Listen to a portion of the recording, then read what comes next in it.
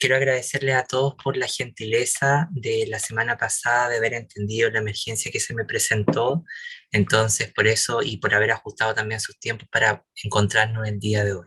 Así que quería agradecerle a nombre del CELEI y el mío personal la comprensión de cada uno para podernos encontrar el día de hoy. Hoy día es nuestra última sesión de este seminario que nos tiene bien contentos a Lili y a Carol, cómo se ha ido desarrollando y como está planificado me corresponde a mí trabajar el último día con ustedes, ¿ya? Entonces lo que vamos a revisar hoy día, la agenda del día de hoy es, vamos a partir con la presentación y hacia el final vamos a dedicar un espacio para explicar qué es lo que les vamos a pedir a ustedes de manera muy simple y concreta para que nos dé cuenta de si hay apropiación de ideas, qué cosas fueron comprendidas, qué ideas fueron más resonantes para cada uno de ustedes, ¿vale? Y luego, bueno, y de eso también nos gustaría poder hacer un pequeño cierre en el cual ustedes nos cuenten qué significó todo esto. Pero bueno, en cada momento les voy a ir contando cómo está planteado esto. No sé si hasta acá me he explicado bien o alguien necesita que pueda justamente volver a retomar algún tema.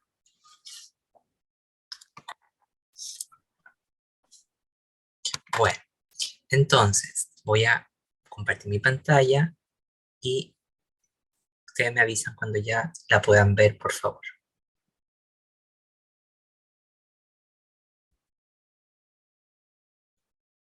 Parece que se está compartiendo, ¿no es cierto? Sí, Sí, sí, dice César, se le haya iniciado el uso compartido de pantalla. Ujú. ya, súper. Ahí sí, ahí aparece. Súper. Ya, chicos y chicas. Bueno, el día de hoy vamos a trabajar en torno a esto que aparece acá, que se llama epistemología y ontología de la educación inclusiva. Nuevos objetos, nuevos problemas para leer el presente. ¿Ya?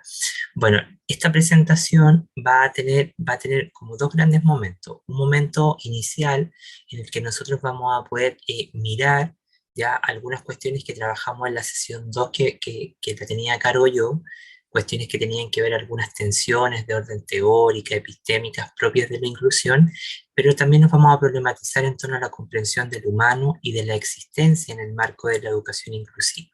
¿Ya? Bueno, en torno a esto, comenzamos.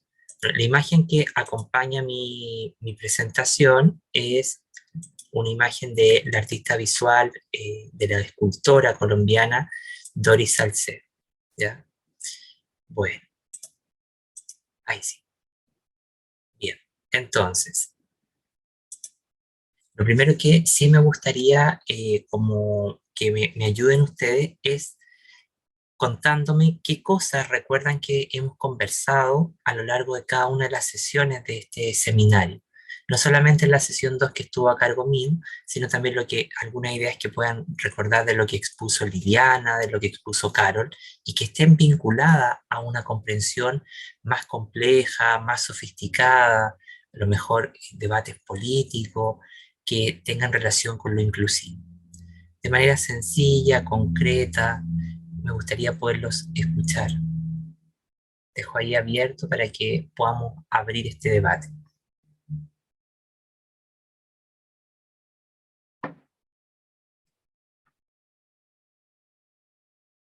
Yo quisiera de pronto, Aldo, pues iniciar Margarita, allí con, pues, bueno, si bien no como un recuento de todo, pero sí de pronto las cosas pues que me han llamado como la atención, ¿cierto? Que han sido muchas, pero el tema como del rizoma, en la clase que vimos el tema del rizoma me pareció súper interesante, porque también es como la forma de comprender este fenómeno como algo que es complejo, como algo que está en la raíz, como algo que es estructural, como algo que tiene interconexiones, que tiene interrelaciones, ¿cierto? Y también en la clase donde nos explicaban, por ejemplo, el aprendizaje basado en problemas o el aprendizaje basado en retos, como esas técnicas de las cuales se puede echar mano para trabajar temas de diversidad, de inclusión, etcétera. Entonces me parecieron como muy interesantes. Gracias. muchísimas gracias, Margarita. ¿Alguien más? Yo quisiera aportar allí como una idea también Sí, general, Luz, y es como la adelante. invitación a deconstruir lo que habitualmente hemos construido por educación inclusiva, que se hace como un sinónimo de la educación especial. Y ese reto y ese desafío para podernos movilizar a este otro campo que está en construcción. Y como está en construcción, entonces ahí son esos retos tan grandes de hacia dónde nos vamos a movilizar y desde dónde vamos a poner esa nueva otra mirada que necesita esta parte de la educación inclusiva.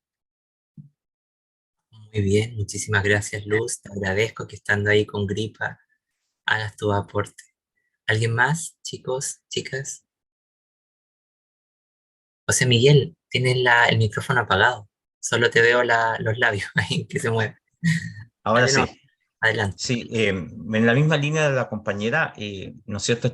Una especie de reduccionismo de la comprensión de la educación inclusiva y una cierta praxis, pero que no da cuenta de un campo, no sé si no sé si lo dijimos, se dijo así en la clase, pero de un campo, así lo interpreto yo, como de un campo de conocimiento, de un sustento que le permita dar una proyección mayor y la necesidad de tener esta mirada más amplia respecto de más allá de una situación de prácticas, de situaciones cotidianas, de resolver cuestiones cotidianas respecto a una didáctica, a un método.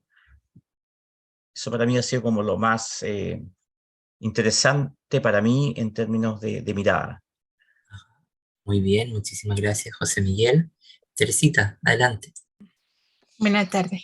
Creo que este curso, además de darnos una mirada diferente, con frecuencia cuando se habla del enfoque de educación inclusiva o inclusión educativa, que son cosas diferentes, pero y aquí estamos construyendo esa diferencia, se pone demasiado énfasis en lo pedagógico.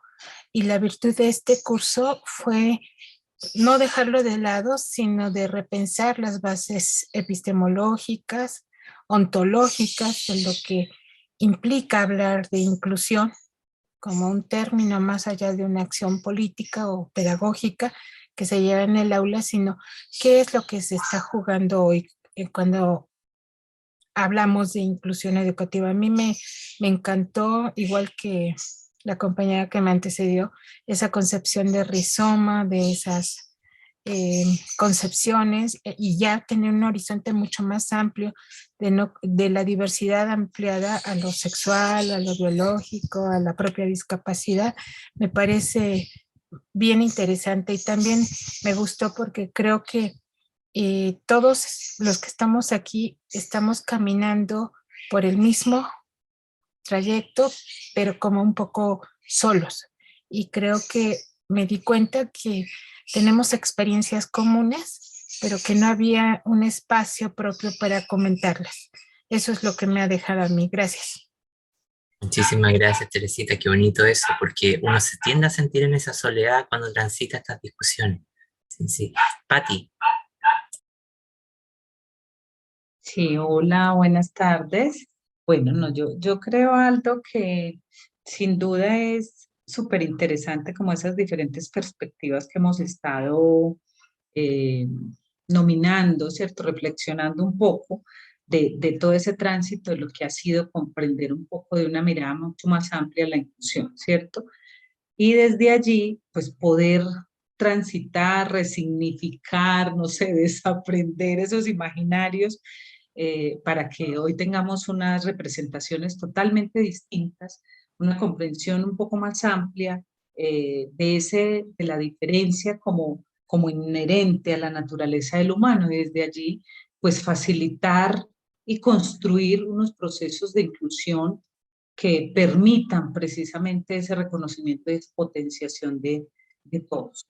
Creo que eso me parece significativo. Hay algo allí que me quedó también, dice, no sé, como haciendo allí como eco y fue lo trabajado, lo que ustedes trabajaron hace 15 días en relación a si es un enfoque o no ¿cierto, Aldo? Yo no sé, ahí me gustaría si de pronto tú ahorita lo puedes ampliar un poco más o cómo llamarlo, o si lo vamos a ver, me imagino por lo que vi allí que tú colocas también que vas a volver a abordar todo lo epistemológico, lo ontológico.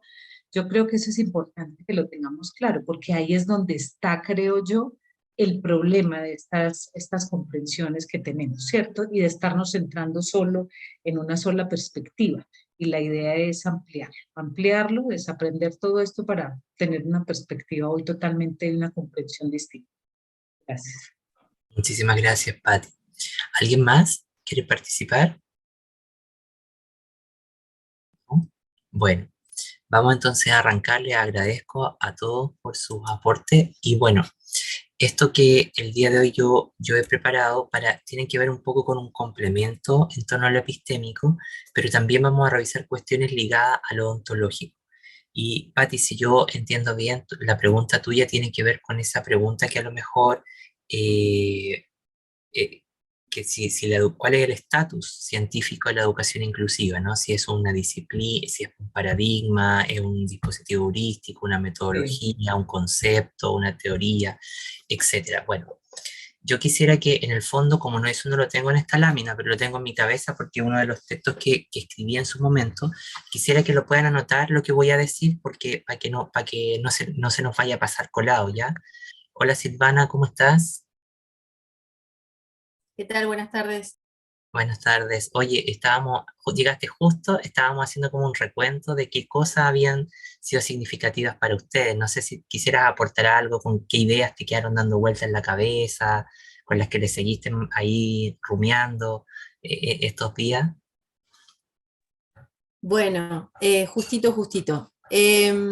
Bueno, algo que a mí me quedó dando vueltas, que lo dije en la clase, en el encuentro anterior, era esta idea que me pareció muy potente y que parece tan obvia, pero no lo es. Esto de separar o dejar de articular la educación especial y la educación inclusiva. Me parece, digo, como un buen punto de partida para empezar a pensar, ¿no? Y después esto de producir teoría específica de la educación inclusiva, ¿no? Esa separación primero me parece y después todo lo demás, ¿no? Construir teoría, construir conocimiento. Me parece que son como las dos grandes ideas, hay muchísimas más, pero esas dos son como las que a mí me llegaron. Parecen sencillas porque en dos líneas las estoy diciendo, pero son muy potentes e implican muchas acciones, muchas decisiones que hay que tomar. Sí, esas dos, y me quedo pensando también, bueno, yo estoy trabajando en un instituto de formación docente, acá en San Martín de los Andes, Neuquén, Argentina, y nos estamos pensando como una institución, si queremos ser una institución inclusiva. Entonces, bueno, a mí eso me genera más preguntas que respuestas, ¿no? ¿Qué implica eso? ¿No? Y justo la profesora que dio la primera charla, que ahora no me viene su nombre, Lili- no recuerdo su nombre, ¿cómo? Liliana. Ella, Liliana, ¿sí? Bueno, propone, ¿no? Estas ideas, y las otras profesionales también, y me parece que hay mucho para pensar, esto de las implicaciones también, me parece, ¿no? Como esas tres cosas, la separación de educación especial y educación inclusiva, esto de producir algo específico de la educación inclusiva, teoría específica. Y esta otra idea de las implicancias, ¿no? Que tiene la educación inclusiva. Esas serían las tres grandes ideas, me parece. Súper. Muchísimas gracias, Silvana. Leslie, adelante. Muy buenas tardes con todos. Disculpa, al inicio tuve un problema con la conexión y estaba que entraba y que salía. No te preocupes. Logré conectar el audio. Bueno, realmente como dice Silvana, son cosas pequeñitas, pero que se requiere un trabajo muy profundo. Realmente creo que nos hemos olvidado que la educación es inclusiva, de por sí, innatamente la educación es inclusiva. Y hemos ido dando por hecho como que estamos dando una oferta educativa de educación inclusiva, es algo amplio, grande, pero a la final en el día a día se generan las mismas exclusiones, el mismo, se podría decir hasta un maltrato educativo a los estudiantes y no se genera realmente un pensamiento crítico hacia los estudiantes, el pensar en la otredad, en un cambio de mente, sino simplemente en presentar documentos, en hacer una planificación aparentemente aplicando el DUA, pero en el día a día no se aplica tal como es. Entonces sí necesitamos continuar generando muchas, no sé, la parte de lo que es la política, mucha normativa para que realmente esto funcione. Y como decía una compañera también, Claudia, somos un grupo pequeño en diferentes países, pero al encontrar a tener estos encuentros, y me doy cuenta que tan mal no estamos, ni tan solos, que tenemos que seguir luchando porque lo vamos a lograr. Súper, muchísimas gracias, Leslie, y no te preocupes por los problemas de conexión que hayas tenido, porque a todos nos pasa eso. Oye, bueno, entonces muchísimas gracias a todos. Entonces, para comenzar, yo quisiera que pudieran apuntar lo siguiente que voy a decir, que tiene que ver con la pregunta que Patricia hacía, que es la pregunta que refiere al estatus científico de la educación inclusiva, ¿ya? Cuando hablamos del estatus científico, hablamos de la naturaleza, de dos cosas. Primero, de la base epistemológica que tiene el campo, ¿ya? Y cuando hablamos de la base epistemológica, nos hacemos la pregunta de cómo se construye ese conocimiento. En el fondo, si es una disciplina, una interdisciplina, una postdisciplina, ¿ya? Y todos los campos tienen estas particularidades de tener una base epistemológica. No hay ninguno que no la tenga, ¿ya? Pero además, el estatus nos habla acerca de el nivel de desarrollo científico con el que está ligado un determinado campo de estudio. Y esta pregunta, aunque parezca exclusivamente teórica, es fundamental, porque nos habla acerca del desarrollo actual del campo, es decir, cuánto se ha avanzado y qué discusiones, qué herramientas, qué análisis el campo ha tenido. Entonces, la pregunta que Patti plantea, en el fondo, ahí nos tendría, para develar el estatus científico de la educación inclusiva, tendríamos que preguntarnos si esta es, primero, si es una disciplina o no. Eso es lo primero que tenemos que preguntarnos. Y en segundo lugar, hacernos la pregunta si la educación inclusiva hoy día es un concepto, es una metáfora, un concepto, una metáfora, ya un dispositivo heurístico, un concepto, una metáfora, un dispositivo heurístico, una teoría, ¿ya? Una metodología, y en el caso, y hacernos la pregunta, ¿qué tipo de teoría desarrolla la inclusión? ¿Ya? ¿Por qué? Porque en el fondo el estatus científico no habla del nivel de desarrollo. Y en el caso de la inclusión, nosotros podemos ver en relación a la pregunta, si partimos en el orden de la pregunta, nosotros dijimos que esto no era una disciplina, que esto era una postdisciplina, era algo que no puede ser definido en los paradigmas de ninguna de las disciplinas actuales, porque la inclusión es un fenómeno tan complejo que desborda todos los marcos disciplinarios de trabajo, ¿no? Entonces, si yo pusiera la categoría de inclusión en la filosofía, desborda y le genera como giros ontológicos, subjetivos. Lo mismo va a pasar, por ejemplo, en el caso de la antropología, la sociología. Es un fenómeno tan complejo que desarma el campo de conocimiento con el que se vincula, y en ese sentido nosotros podríamos también decir que entonces no es una disciplina, porque no tiene un objeto claro, ni tiene un método claro. Eso es lo que tienen por tradición las disciplinas. Ya acá la inclusión no tiene un método normativo, uno que diga, bueno, ¿cuál es el fenómeno? Es esto. Tampoco tiene un método particular, sino que más bien tiene una red de objetos, de una red de fenómenos, una constelación de fenómenos de diversa naturaleza que están entrelazados en distintos puntos, ¿ya? Y eso es lo que la hace compleja, porque además, por ejemplo, si nosotros nos hiciéramos la pregunta, ¿cuál es el objeto de la psicología? ¿Cuál es el objeto de la historia? Sale claro. Se puede definir, es esto otro, pero en el caso de la inclusión el objeto se ocupa de distintas maneras, ¿sí?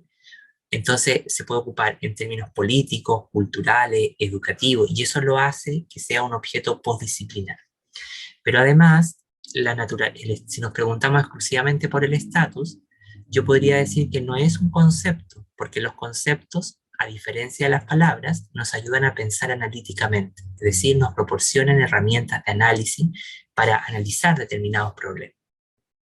La inclusión hoy día es una palabra de un uso inflacionario que se ocupa mucho, pero del que se sabe muy poco.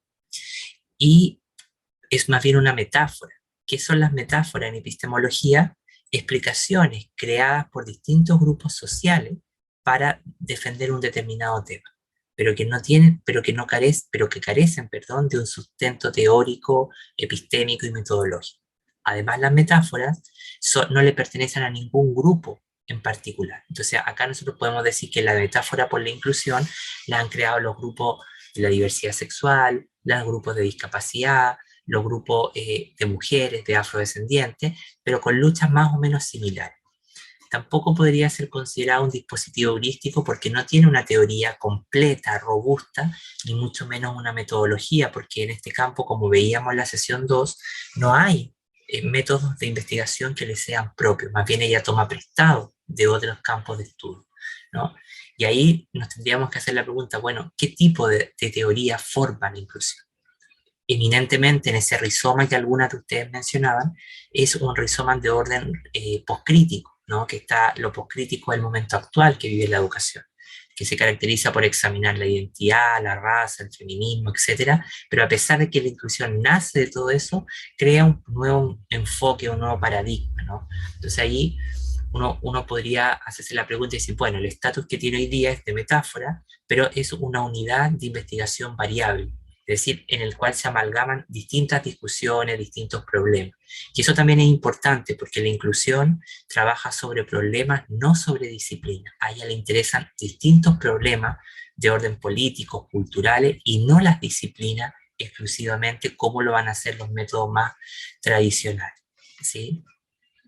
Siempre hay que pensar en esa lógica y pensar que su epistemología desafía las epistemologías normativas, que son las dadas por el positivismo, que dicen que la realidad es objetiva, medible, cuantificable, y todos sabemos que eso no va en esa lógica, ¿sí? Bueno, vamos a comenzar entonces el día de hoy con lo que yo preparé. Bueno, lo primero que me gustaría un poco partir con este párrafo que está acá y que dice que la educación inclusiva es un plan de resistencia y de vida que reorganiza nuestros deseos, ¿ya? En el fondo, pensar como un plan de resistencia es aprender a ver la inclusión como un dispositivo que va a subvertir, que va a luchar contra toda forma de opresión. Y nosotros dijimos en la sesión que yo tuve a cargo que la opresión y la dominación ya toman distancia del marxismo clásico y se convierten, en términos de la filosofía política, en frenos que experimentamos las personas para ejercer nuestro propio desarrollo humano en términos sostenibles. Pero también hay algo en la inclusión que está dado porque el fenómeno de la inclusión tiene la mutualidad. ¿Qué quiere decir que tenga mutualidad? Que es un fenómeno que nosotros vemos, pero que también el fenómeno nos mira a nosotros y nos tensiona, ¿no? Y sobre todo esta mutualidad está dada a partir de la idea de una audibilidad. ¿Qué quiere decir la audibilidad que tiene el término? Que al escuchar el término, como que nosotros generamos un proceso de conciencia, de apertura, de sensibilidad. Entonces eso hace que nosotros nos podamos reorganizar nuestros deseos. Por eso se define entonces como una crítica de carácter ético-política al presente. Y cuando Leslie decía, bueno, la educación en su naturaleza inclusiva, tiene que ver con esto de una crítica ético-política al presente, no es recuperar un sentido ético que le es propio. De ahí la necesidad de crear conceptos que no solo le permitan leer sus articulaciones, sino que le permitan intervenir estratégicamente en el presente. Y esa es una de las funciones que va a tener la inclusión, poder crear herramientas, críticas para poder intervenir en el presente, no solamente denunciar los problemas que están en el presente. Ya existe demasiada filosofía de la denuncia en este campo, ¿ya? De hecho, ese campo existe, la filosofía de la denuncia como tal. Bajo ningún punto de vista es fértil concebir el sentido de lo inclusivo en términos de un aparato homólogo de lo especial. Y ahí nuevamente recordar que la educación inclusiva nada comparte con la educación especial. No son hermanos ni primo hermano. Tienen puntos de conexión, pero el tomar la educación especial como sinónimo, como decía Luz, como un homólogo del inclusivo, es cometer el mismo fallo y es limitar la pregunta por la verdadera identidad de este campo, la singularidad epistémica que va a tener. Si bien el estatus del sintagma puede ser descrito en términos de algo que carece de plena conciencia sobre sí mismo, porque es algo que no se conoce en torno a su naturaleza, al ser subyugado a través de los signos de la educación especial, nos enfrentamos a la regulación de un esquema de pensamiento que opera a través de la metáfora del engañador engañado. Y esta metáfora a mí me encanta porque en el fondo nos lleva a reconocer que es un saber que nace engañado en sí mismo y va a producir distintas formas de engaño para interpretar los procesos educativos. ¿Sí? En el fondo, y esto lo podemos aplicar a muchos campos de conocimiento diciendo, bueno, como mucha de la ciencia heredada de la modernidad va a estar engañada sobre sí misma y va a producir formas de engaño.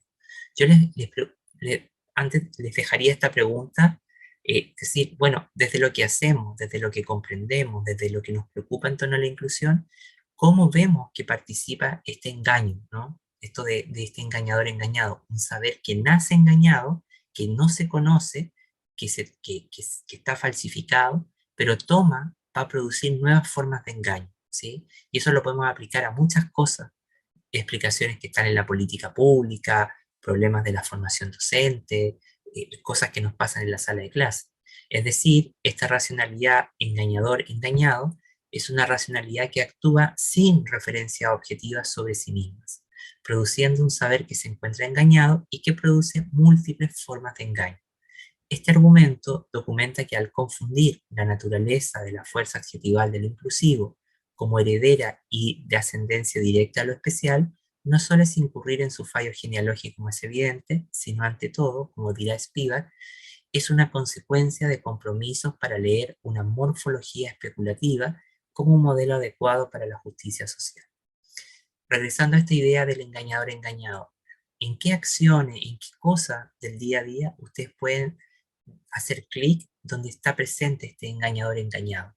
A ver, no sé si alguien puede darse cuenta de en qué cosa del día a día, del discurso de la inclusión, vemos un discurso que nace engañado en sí mismo y produce múltiples formas de engaño a la realidad. Margarita, adelante. Profe, sería como el concepto, a ver si lo comprendo bien, como el concepto del el currículo oculto. Pues que no se hace explícito, por ejemplo, en los programas o en el programa de un curso X, pero que son temas que definitivamente se terminan tratando y no se hacen explícitos por razones políticas, ¿cierto? De ideología, etcétera, pero que finalmente sí se abordan. No sé si de pronto eso pues, puede ser como un ejemplo. Sí y no, ¿ya? Sí en el sentido de que, claro, está oculta el sentido, pero decimos engañador, engañado en el sentido de que hay una concepción que es errónea, que se difunde erróneamente y genera distintos errores para interpretar los problemas, ¿no? Pero va en esa dirección, Margarita. Muy bien la idea. Patti, vamos contigo.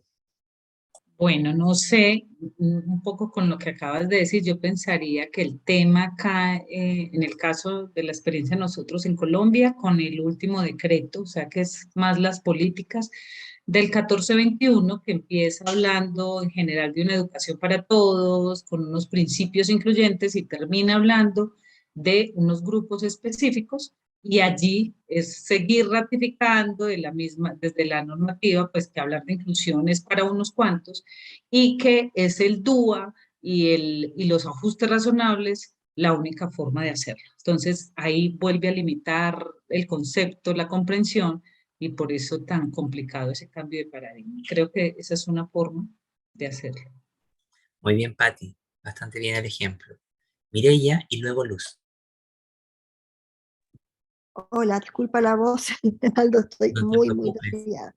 no te preocupes. Mira, no sé si estoy en una interpretación acertada de lo que acaba de explicar, pero un ejemplo concreto lo veo, se ve todo el tiempo acá en Chile, año a año, cuando se utiliza o mal utiliza de forma muy intensa el concepto más que educación inclusiva, el concepto de inclusión en sí, sin abordarlo como una inclusión social plena, participativa, democrática, sino como objeto de caridad.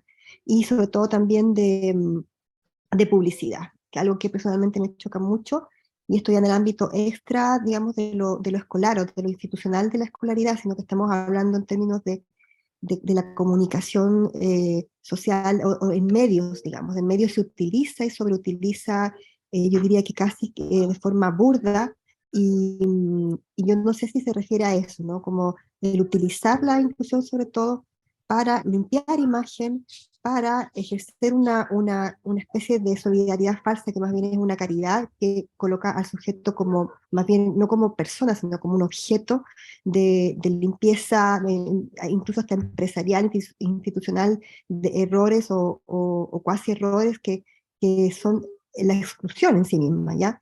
Entonces, y pasa acá en Chile con, voy a ser muy tajante al decirlo, ¿tú sabes a qué me refiero? Me refiero a la Teletón, ¿ya? A toda esta maquinaria que se hace año a año y que juega muy en contra de quienes trabajamos por un poco por levantar un genuino concepto de inclusión social y de educación inclusiva. Ajá.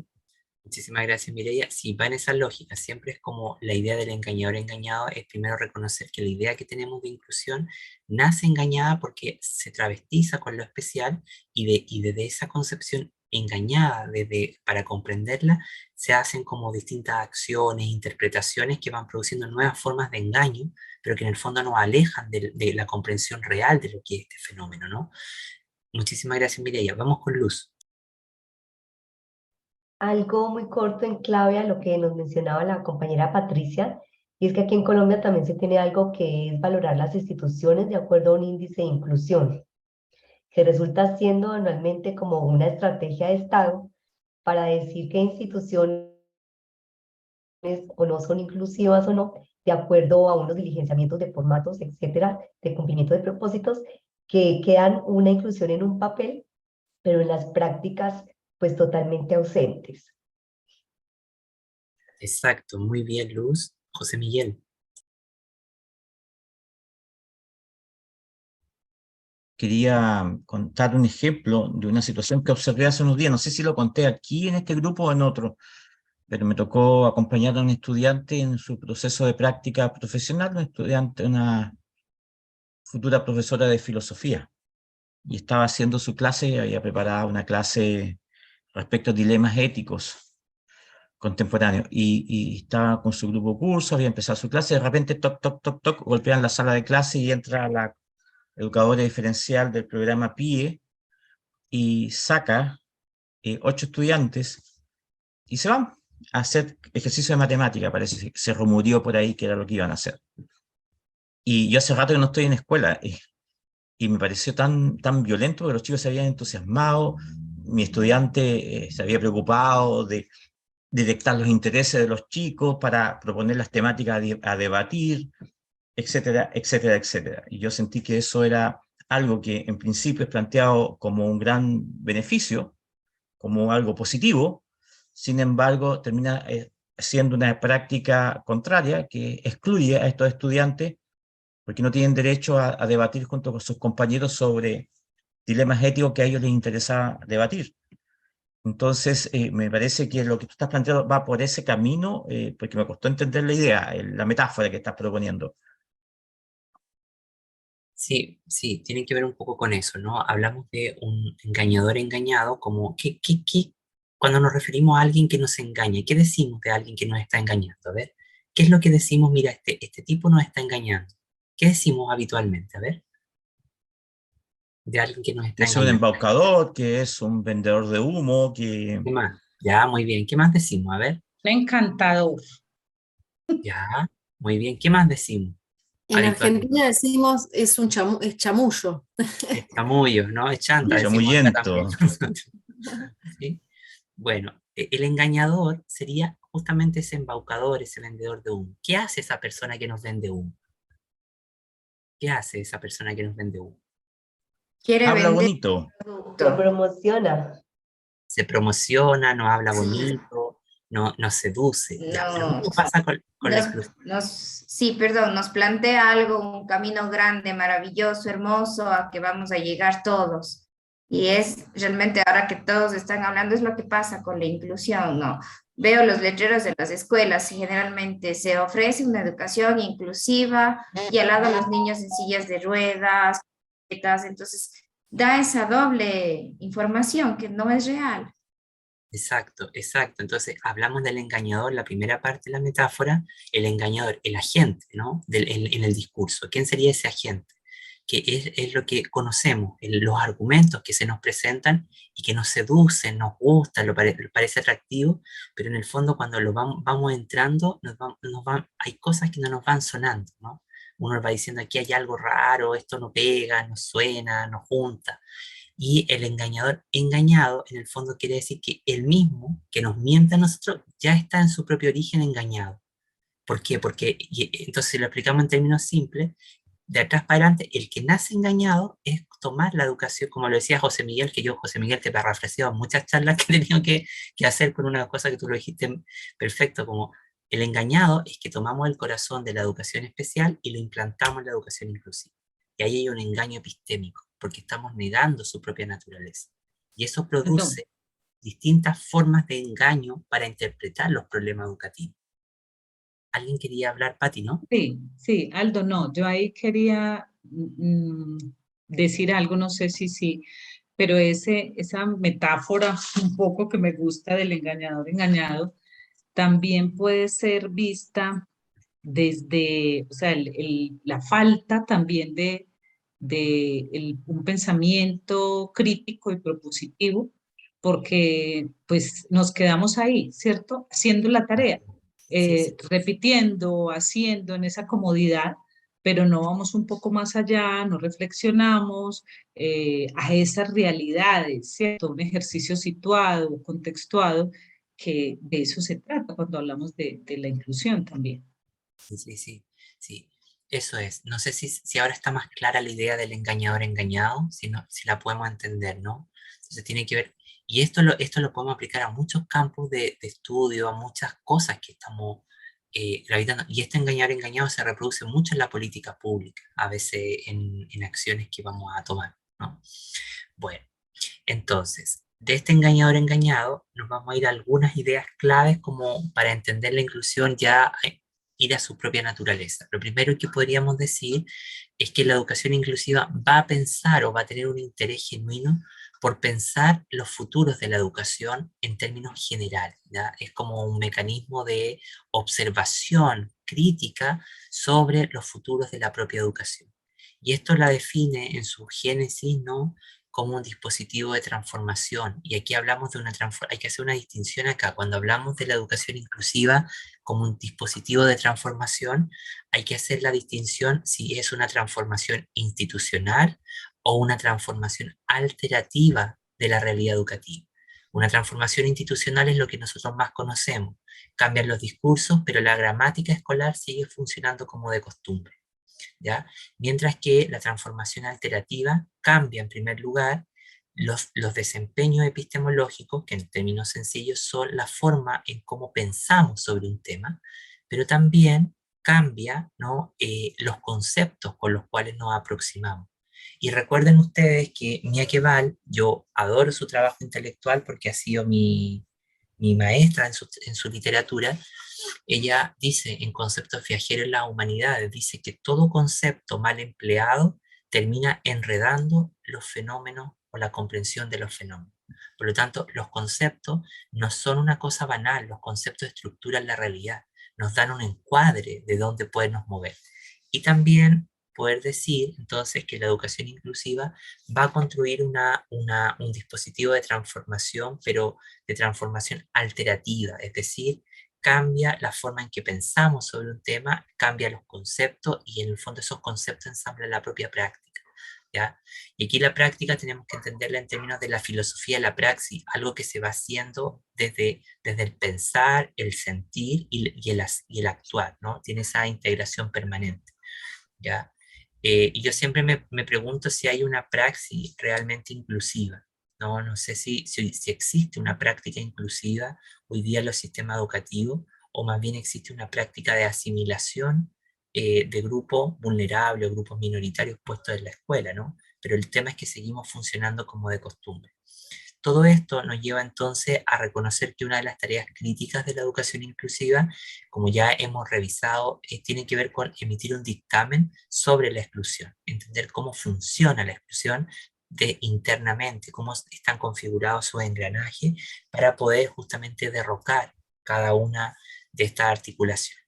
Y por otro lado, decir que la educación inclusiva presenta una naturaleza epistémica y metodológica diferente a la educación especial. Si bien, como ya advertíamos, la educación especial es una forma de inclusión, la inclusión es más que esto, es un dispositivo de transformación del mundo, un poderoso proyecto político en el cual ponemos en juego cuestiones ligadas a la existencia, a los modos de convivencia, a la subjetividad, a la pregunta por la naturaleza humana. Mireia, adelante. Sí, Aldo, me genera en este momento y en general algo complejo al pensar en la educación especial como una forma de inclusión, como aparece ahí. Y no sé si solo me pasa a mí, la verdad es que no logro entender de qué manera puede ser inclusiva si finalmente cuando eso llega a un término, la persona sale a un mundo en donde nuevamente vuelve a ser excluido. Entonces yo lo veo más bien como una forma diferente de exclusión también, o casi como de tener un gueto en donde, claro, tienes personas que están atendidas o con apoyos que son acordes a sus requerimientos reales y pueden ser perfectos, pero una vez que salen vuelven a excluirse o vuelven a ser excluidos, o bien al estar en una educación especial o diferencial, están también en paralelo excluidos de la realidad como tal, cruda. Entonces a mí me genera mucho ruido y puede sonar feo, no quiere decir que esté en contra de las escuelas especiales, creo que son un tremendo aporte, pero creo que sobre todo a las familias que muchas veces no tenemos finalmente donde eh, tener a nuestros hijos para que reciban apoyo. Es como que finalmente termina siendo el último lugar en donde queremos que estén nuestros hijos. Pero, pero, pero no sé cómo abordar o de qué manera concebir la educación especial dentro de todo esto que hemos venido conversando en estas reuniones. Muy bien. José Miguel, ¿tú querías aportar algo antes de responderle a Sí, Mireia? sí, es una pregunta que yo también me he hecho. Y de repente uno en una ligereza del pensamiento o del hablamiento o del hablar lo señala también, así me lo cuestiono yo. Quiero contar también otra anécdota que a mí me pasó cuando empecé a trabajar en estos temas. Yo estaba en una escuela, un colegio, haciendo inclusión, habían llegado muchos chicos con síndrome de Down y convivían en la educación básica de esta escuela. Y de repente veíamos que estos chicos se juntaban con otros chicos con síndrome de Down.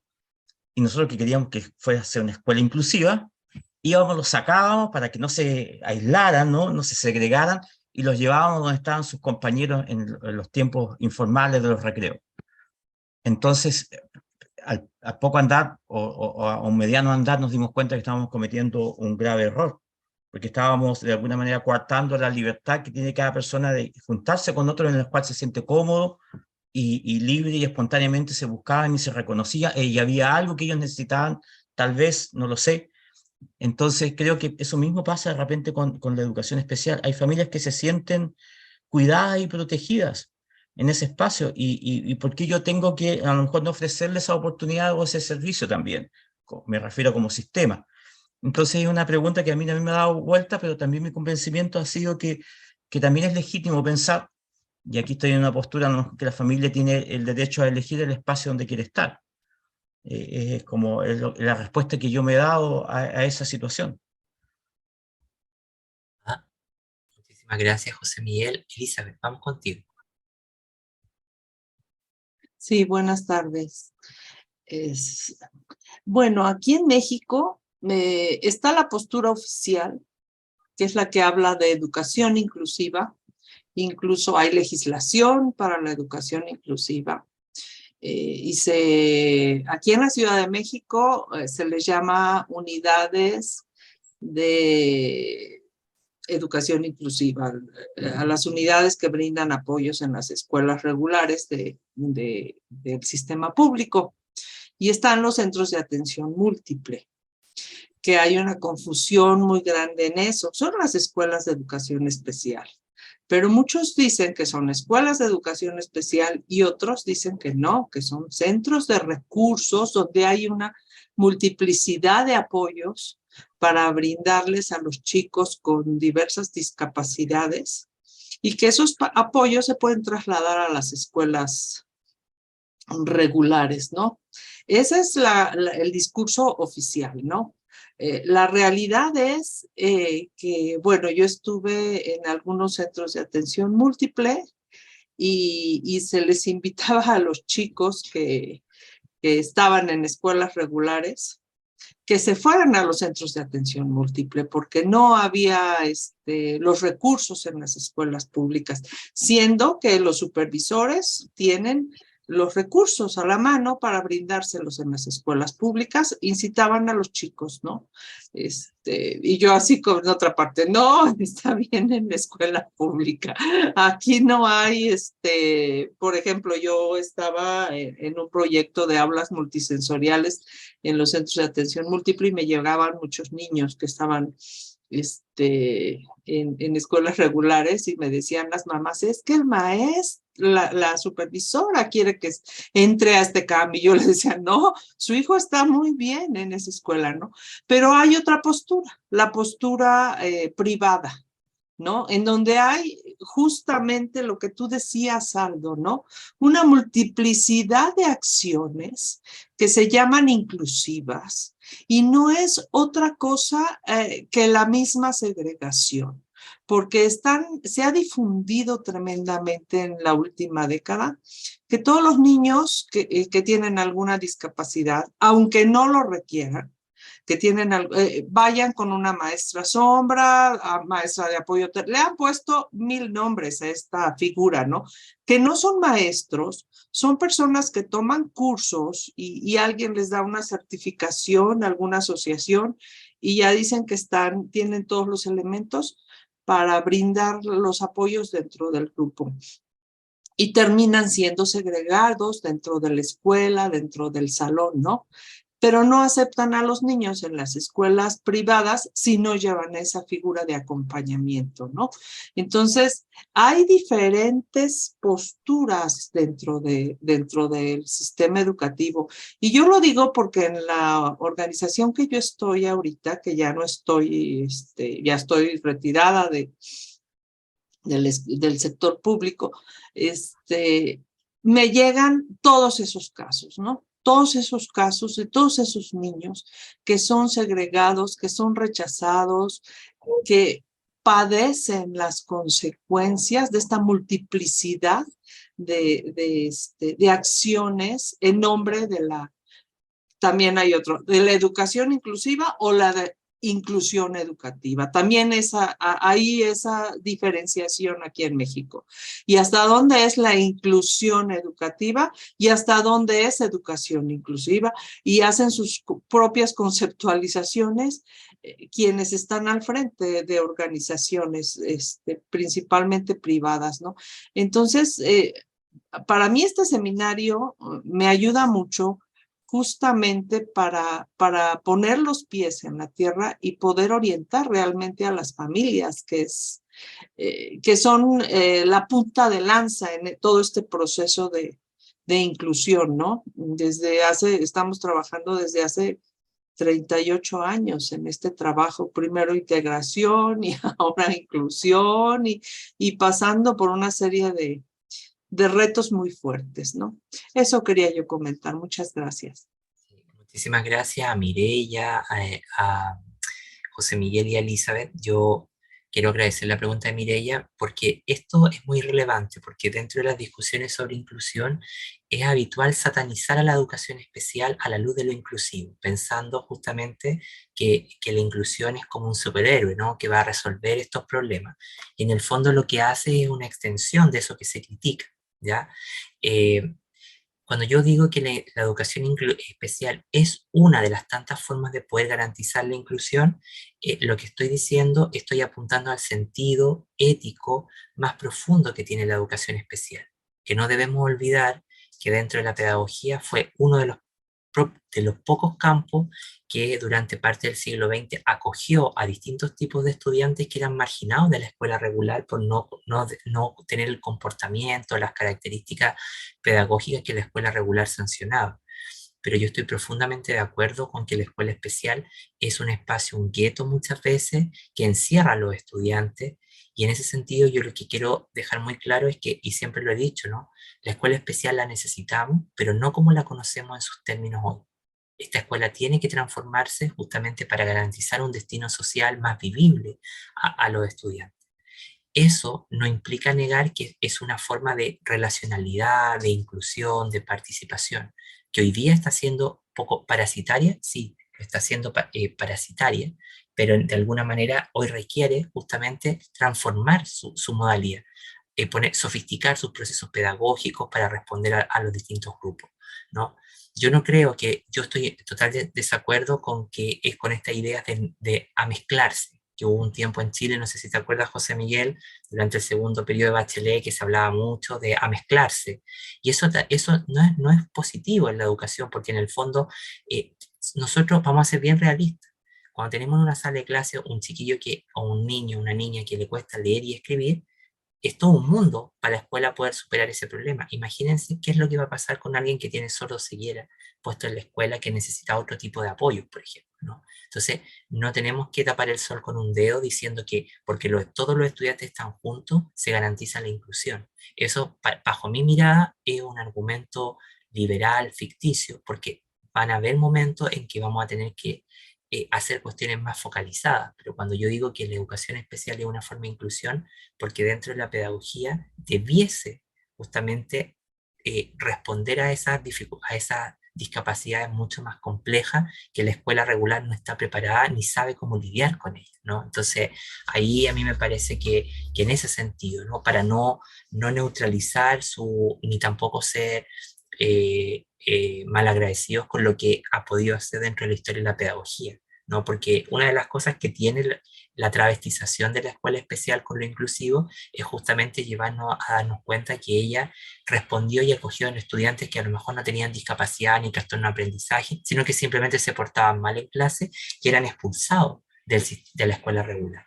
Que devino lo que devino fue porque, como Elizabeth lo sabe mucho mejor que yo, porque hay siempre un oportunismo político en las decisiones de las políticas públicas, y porque además, debido sumado a la falta de intelectualidad, a la falta de discusiones serias, viene en todo esto, ¿no? No sé, Mireya, si te logro responder como un poco para poder...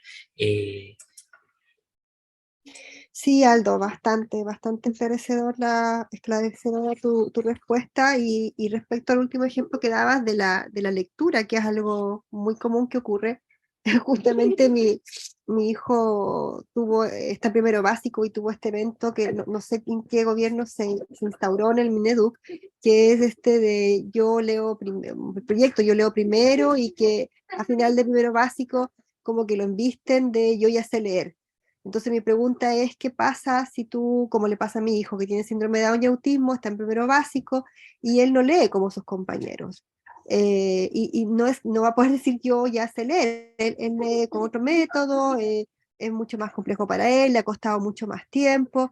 Entonces, igual siento que hay estructuras que en vez de ser inclusivas o facilitar la inclusión, ponen más barreras, y quizá esta mirada de estas cosas que existen como el yo sé leer, deberían también transformarse a un cómo leemos juntos o cómo aprendemos juntos, como alguna política en esa línea en donde se valorice, por ejemplo, la importancia del apoyo de los compañeros en el aprendizaje, la coenseñanza, el hecho de solidarizar con el compañero y brindar apoyo, no no porque lo vean como un ser que necesita algo más, sino que simplemente porque entre todos tenemos que apoyarnos. Y qué mejor instancia que el aula para ejercer esos distintos apoyos y quizá un poquito ir transformando estos hitos de lectura que existen, ¿no?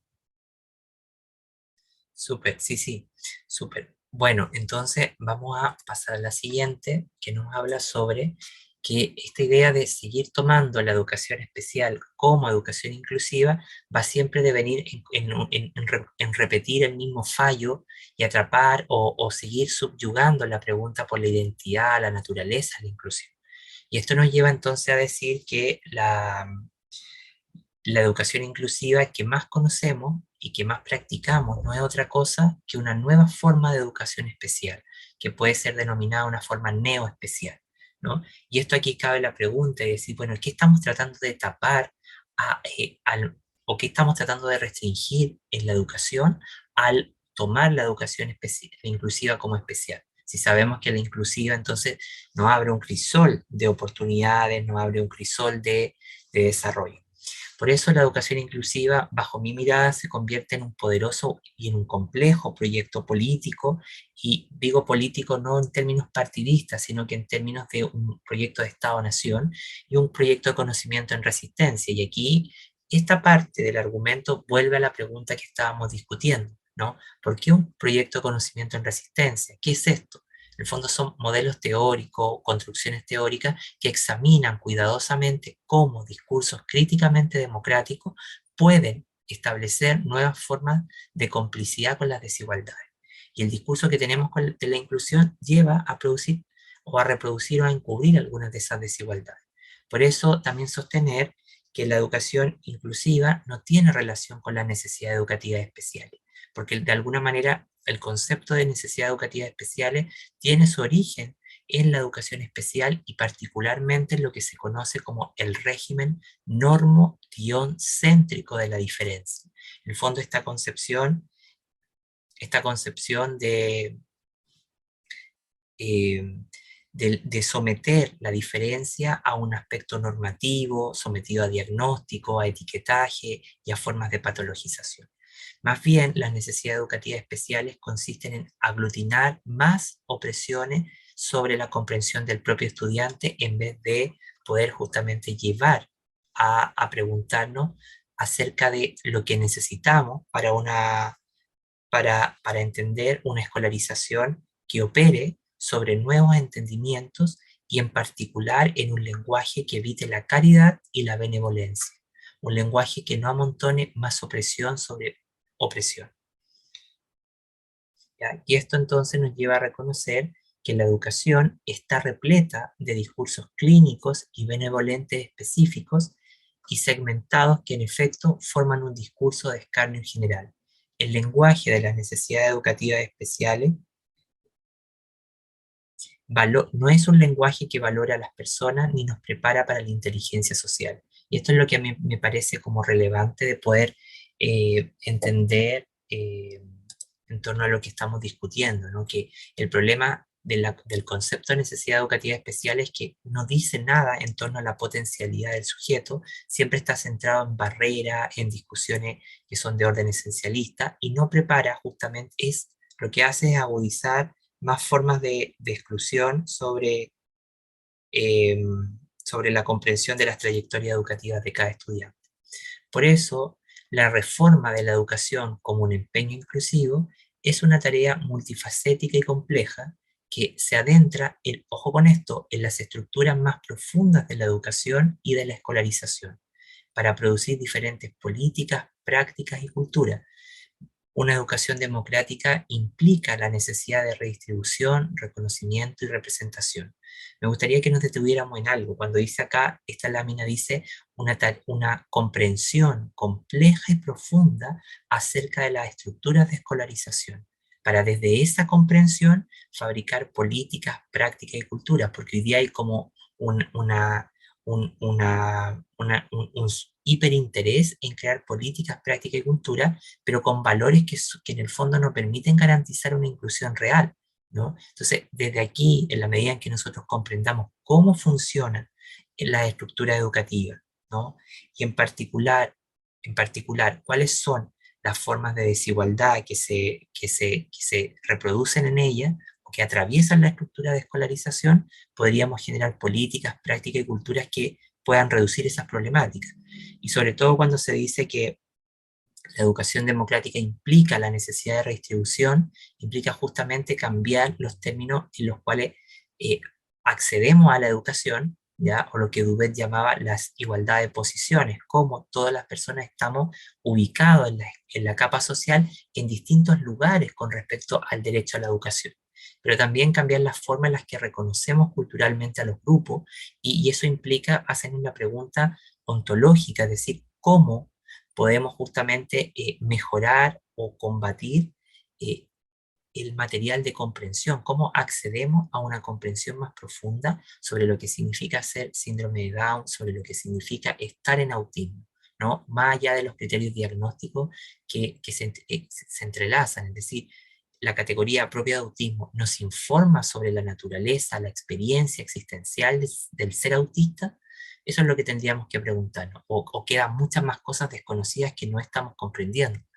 Por eso va a ser importante construir análisis que amplíen nuestra comprensión de la exclusión en los sistemas educativos y en particular de los perfiles demográficos. Y esto me parece importante, estas dos primeras líneas, porque la exclusión no implica presentarla en cifras porcentuales, implica develar cómo va afectando a distintos grupos, con distintos rostros, con distintas estrategias, y eso es lo que exige comprender la mecánica de la exclusión. Y luego, con lo que desde la geografía espacial, con Soja y Massey, se habla de cómo las desigualdades se espacializan, se hacen carne, se materializan en la realidad y van trazando desarrollo urbano, grupos, prácticas culturales. Desde este punto de vista sería posible construir una orientación de investigación hacia la mejora de la exclusión, la falta de compromiso y fracaso, y yo diría, y también en la falta de responsabilidad ética que tiene el sistema educativo. La investigación debe construirse en torno a un principio de cambio, en torno a la arquitectura de la escolaridad. ¿Ya? Y ahí tenemos otro problema que es necesario poder atacar, cambiar la gramática escolar, la arquitectura que tiene el sistema educativo. Esto no refiere exclusivamente a un entorno construido en aras de la inclusión, ¿sí? Y esto, a la base de todo esto está el tipo de entendimiento que elaboramos en torno a este fenómeno. Por eso que la educación inclusiva debe incorporarse como objetivo y como estrategia en el plan general de la educación. Esto implica restablecer el valor del aprendizaje socialmente conectado, de innovación, creatividad, ¿ya? Y del entendimiento crítico de la mutualidad de los procesos de aprendizaje, de enseñanza y del aprendizaje que nos conecta. Pero también la inclusión o la educación es una estrategia para derribar todas las formas de exclusión incrustada en el sistema educativo, ¿sí? El problema es que las administraciones educativas, los departamentos de educación especial tradicional de las universidades y la corriente principal o más conocida de investigación educativa han asimilado el discurso de la educación inclusiva, y este, a pesar con todos los vicios que tiene, ha generado un pequeño movimiento, ¿no? Por eso, ya respondiendo a la pregunta de Patricia que nos hacía al inicio de la sesión y que veíamos en torno al estatus científico, la educación inclusiva no puede ser concebida como disciplina, ¿ya? Porque no es un campo cerrado que nace consigo misma, sino que esta está atravesada de múltiples otros campos, y esto hace que no posea un objeto claramente definido en torno a presupuestos y acciones previamente establecidos. La complejidad de la educación inclusiva es que desborda los marcos disciplinarios de los principales paradigmas actuales. Esto nos lleva a reconocer que entonces no posee un objeto, ¿ya? Normativo de estudio como sería la educación especial. Un objeto normativo de estudio es algo que puede ser fácilmente definible, explicable, ¿ya? Responde a la ecuación, es esto, ¿sí? Ni mucho menos un campo que está delimitado detalladamente dentro del objeto del que se define. Y esto lo hace que en el fondo necesitemos trazar distintos objetos, hipótesis, métodos de investigación que en el fondo redescubran los síntomas de su verdadera naturaleza. En este sentido, nosotros podríamos decir que la categoría de inclusión, y aquí quiero hacer una salvedad, la inclusión, aquí hay una confusión terminológica, algunos toman la inclusión y la educación inclusiva como sinónimos, y son cosas distintas. La inclusión, bajo mi mirada teórica, epistemológica, la inclusión es el fenómeno y el campo de estudio. Y como fenómeno es un fenómeno estructural, relacional, cultural, político, ético y pedagógico. Pero la educación inclusiva va a venir a ser la problematización de la inclusión en las ciencias de la educación. Vendría a ser como la formalización del territorio académico, ¿ya? Por lo tanto, la inclusión, el fenómeno que cruza distintos campos de estudio, ¿ya? Y campos del desarrollo humano, ¿ya? La inclusión como categoría de análisis puede ser descrita como un fenómeno amplio y no fijo. Amplio porque forma una constelación de múltiples intereses y en la lógica del rizoma, que va a viajar por el postestructuralismo, la filosofía de la diferencia, las teorías queer, los estudios culturales, los estudios críticos de la discapacidad, la sociología de la discapacidad, la sociología política, la teoría crítica, la decolonialidad, lo postcolonial, entre tantos otros movimientos. Pero es no fijo, porque viaja y al construirse siempre en el movimiento y en la dispersión, va a generar un saber que va a estar en permanente devenir, que va a ser algo que está dado, que va a estar dándose y va a llegar a algo más, ¿no? A través del cual es posible leer distintas categorías, problemas, campos de trabajo y prácticas sociales y culturales. Son justamente los efectos de la binarización los que disfrutan de un bajo estatus de análisis en los debates de este campo.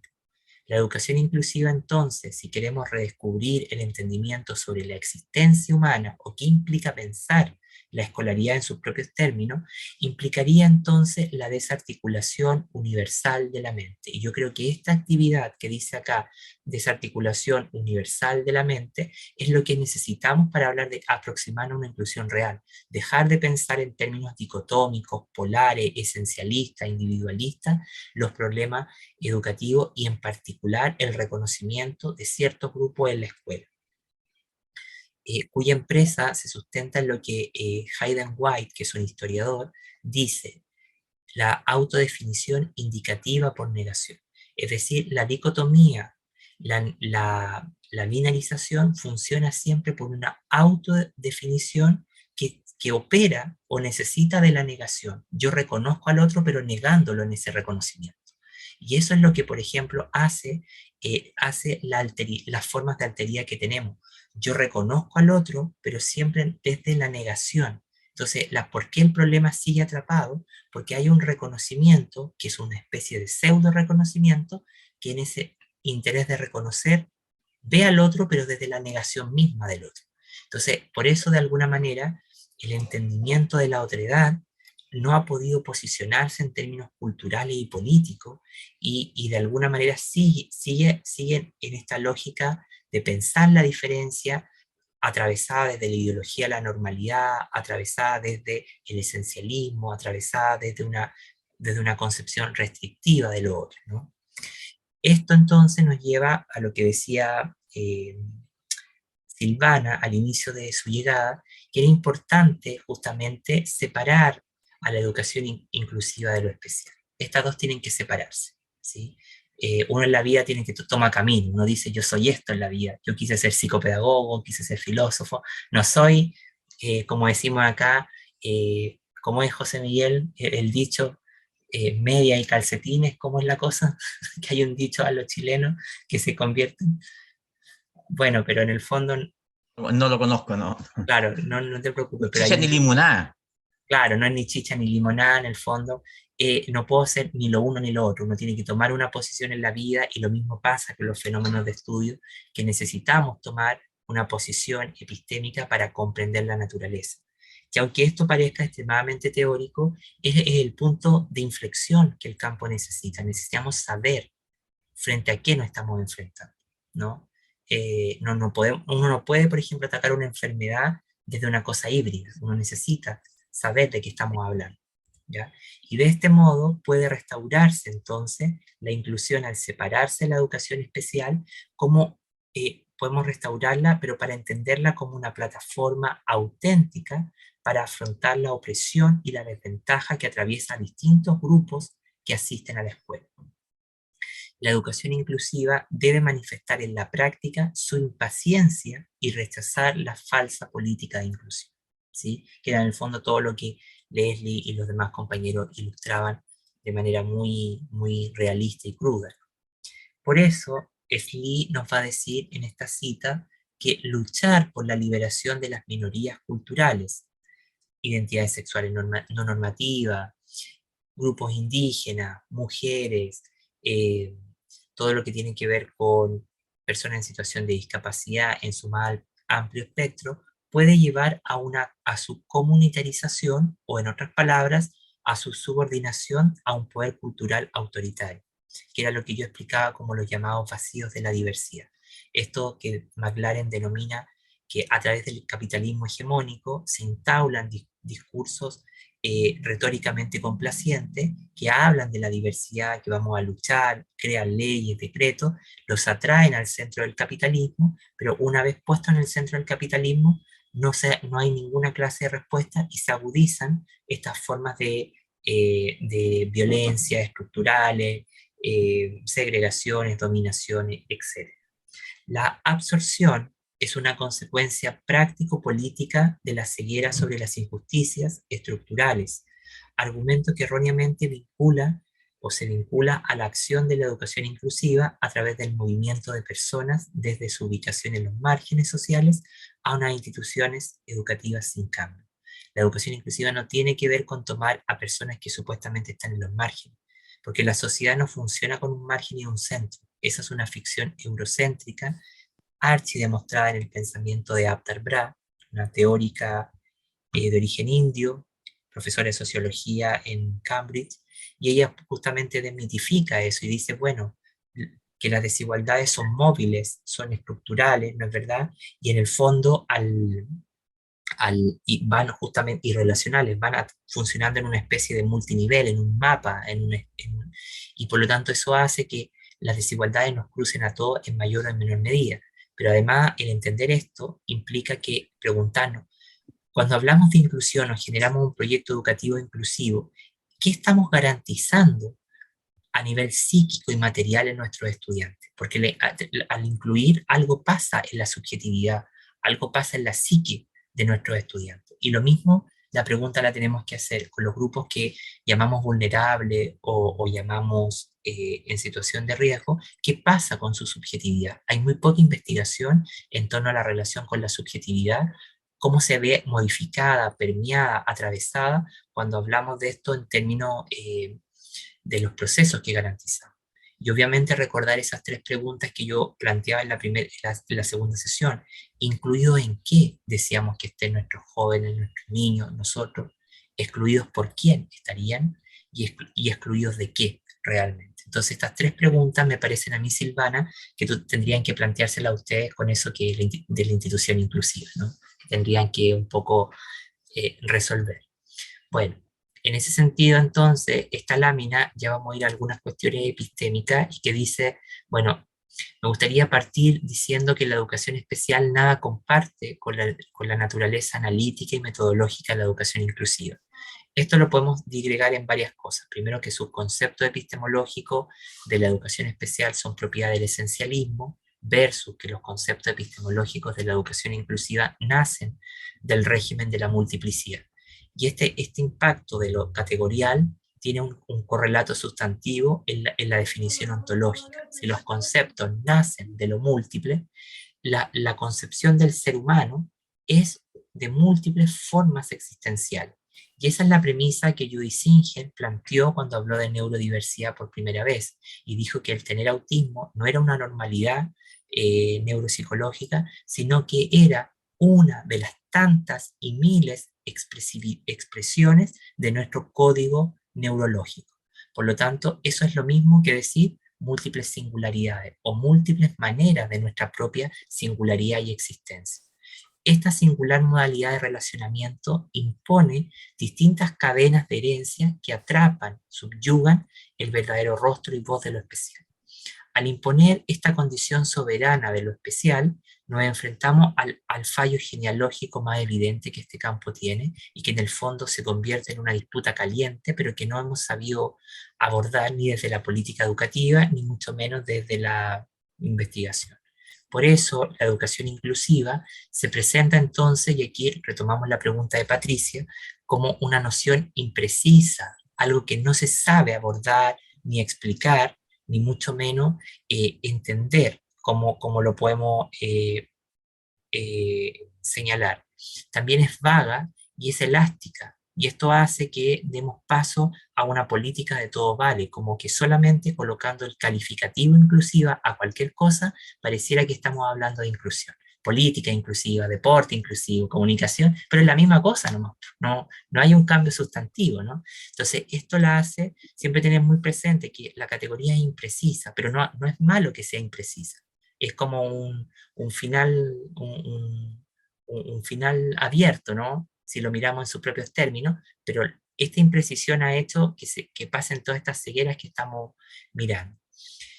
Y por lo tanto, este sintagma llamado educación inclusiva puede ser significado como una formación discursiva emergente que ha circulado con gran preeminencia en los circuitos académicos, en la política pública, en los medios masivos de comunicación, pero siempre, siempre sometiendo su significante a este régimen esencialista, a esta práctica filantrópica idealista que habíamos mirado y que Mireia nos hacía el guiño en su intervención.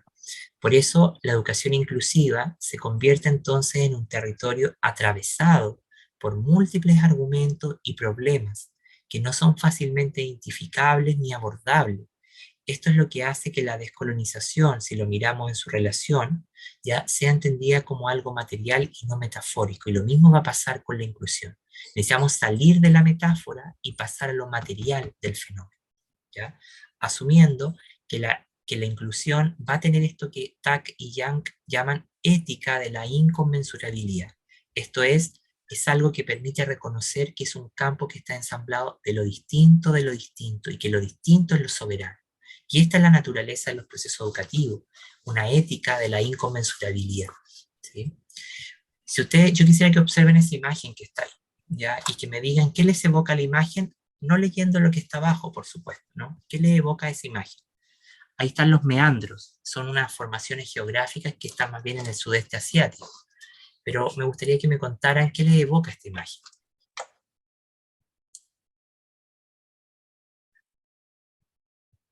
Continuidad. Muy bien, ¿qué más nos evoca?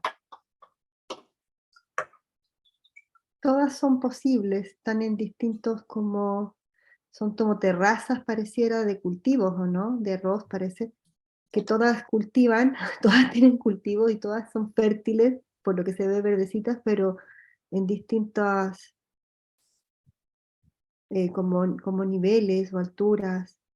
No sé si estoy viendo bien o no, yo veo como, Sí, veo está como, súper bien. está bien, sí, pues, de verdad me siento muy, muy mal, No y te creo con preocupes. fiebre, entonces, no sé si veo bien como estratos, ¿no es cierto? Parecen cultivos de Sí, arroz. sí, sí, muy bien, Mireia, muy bien. ¿Alguien más? Varias A mí me da la posibilidades, sensación, ¿Como Patti? ¿Como Patti? diferentes posibilidades, caminos, rutas. Muy bien, Patti. José Miguel. a mí me da la sensación de pequeñez en algo tan amplio, tan grande. Ajá, muy bien. Itziel. Sí, gracias. Yo iba a decir eso, que me da una sensación de inmensidad, pero a pesar de ella, pienso que están interconectadas todas. Ajá, muy bien, muy bien. Bueno, estos son los meandros, ¿no? Y uno podría decir que uno se jubila, nos jubilamos en los meandros, en las últimas curvas de la vida, ¿no? Sin embargo, los meandros tienen una particularidad, como lo decía Mireia, que están en capas, ¿ya? Y la inclusión, esta es la naturaleza del campo o del fenómeno de la inclusión. Si bien es un rizoma, pero se va formando, se puede estudiar en distintas capas, ¿ya? Y eso es lo que yo llamo un metalogo, algo que está atravesado por muchas capas de análisis y que eso es lo que lo complejiza, ¿no? Bueno, esta mirada, ya necesitamos entonces entender que la educación inclusiva como algo imaginal. Pero ¿qué es lo imaginal? No es solamente el pensar, sino que es cambiar la forma en la que yo entiendo un fenómeno. Por eso dice ahí, lo imaginal nos informa acerca de la producción de otras formas de pensar los campos de fenómenos, y la educación inclusiva, esto es lo que la vuelve un concepto no fijo, porque tiene distintas capas que se va a movilizar, se va a colar, va a atravesar distintos campos. También es un concepto interseccional, que nos habla de múltiples cosas que están amalgamadas en torno a un mismo fenómeno, es inconmensurado y inconmensurable, ¿sí? ¿Qué otro fenómeno tiene estas tres características? No fijo, interseccional, inconmensurable e inconmensurable. Es el concepto de subalterno en Spivak, ¿no? Que no es solamente el dominado, sino que es todo aquello que está al margen de la historia. Y esto es importante poderlo reconocer, porque la inclusión como un proyecto, como un concepto interseccional, nos habla epistemológicamente de muchas cosas que están cruzadas, pero también nos permite documentar distintas clases de desigualdades. Es inconmensurado porque es un fenómeno amplio, ¿sí? Que no tiene un fin y que se va reinventando permanentemente. Bueno, eso nos lleva entonces a esto que está aquí, que dice que revisemos a continuación algunos de los imperativos más relevantes que enfrenta lo político de la educación inclusiva. Cuando decimos lo político, en términos estrictos de Chantal Mouffe, ella va a definir lo político, a diferencia de la política. Lo político sería todo aquello que genera el conflicto en la sociedad, todo aquello que va a generar, por ejemplo, las tensiones sociales, los problemas del mundo, ¿sí? Lo dilemático. Mientras que la política es aquello que se reproduce por las propias instituciones normativas. Por lo tanto, lo político es el fenómeno como tal que genera el malestar, la inconformidad, los problemas del mundo, mientras que las angustias, por así ustedes lo quieren decir, y la política viene a ser aquellas cosas que lo normativo, lo que se reproduce a través de la institución, ¿ya? Por lo tanto, su atributo medular reside en torno a la capacidad de reimaginar el mundo y sus engranajes. A esto se agregan la producción de desconocidos dispositivos de producción de la subjetividad. Sí, Mireia, no te preocupes. Descansa, luego te escribimos. Bueno, todo lo que tiene que ver con entonces con la producción de dispositivos de producción de la subjetividad, ¿no? Hablamos de los dispositivos de producción de la subjetividad como aquellas cosas que modelan nuestro sentir, nuestra percepción del mundo, ¿no? Y eso está dado por la política cultural, la televisión, la radio, ¿sí? Y eso va a modelar mi sentir, mi presencia en el mundo. Y la emergencia de otras formas de relacionamiento y coexistencia. Y yo creo que el punto B es el que necesitamos explorar para cambiar esa praxis, ¿no? En vez de aglutinar niños puestos en la escuela, poder transitar hacia otros lugares, ¿no? Bueno, todo esto nos lleva a lo siguiente. Primero, al reto de reimaginar el mundo, ¿ya? Y el planeta, que yo creo que estamos hoy día en una transición civilizatoria que es importante asumir esto, producir otros desempeños epistemológicos justamente para explicar las múltiples maneras del humano o el material de comprensión de esas múltiples formas del humano. También necesitamos, por otro lado, reimaginar las tareas éticas y políticas de la educación en términos generales, ¿sí? Y crear un sistema de solidaridad creativa. Esto quiere decir una pedagogía en la cual vamos buscando maneras no solamente alternativas, sino alterativas de poder encontrarnos, albergarnos, protegernos entre nosotros. También reescribir las narrativas de ciertos colectivos que han sido construidos al margen de la historia. Digo las narrativas, es decir, quiénes cuentan esas historias de exclusión, cómo se narraron, quiénes las produjeron, ¿sí? Porque siempre hay un sesgo muchas veces en ello. También redescubrir las reglas de funcionamiento institucionales de la sociedad, que en el fondo son las que definen gran parte de la estructura política, económica, y que esas mismas reglas, recuerden ustedes, que van a penetrar al sistema educativo en su conjunto, ¿no? Y van a condicionarlo. Y también necesitamos aprender a reclamar la alteridad desde una perspectiva radical que reconozca al otro en sus propios términos, ¿no? Un plegado, como diría Spivak, del yo en el otro, ¿sí?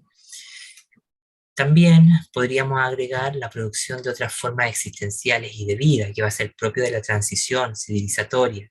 También necesitamos asumir justamente formas imaginativas de desobediencia epistémica y de producción de otros marcos de justicia ontológica.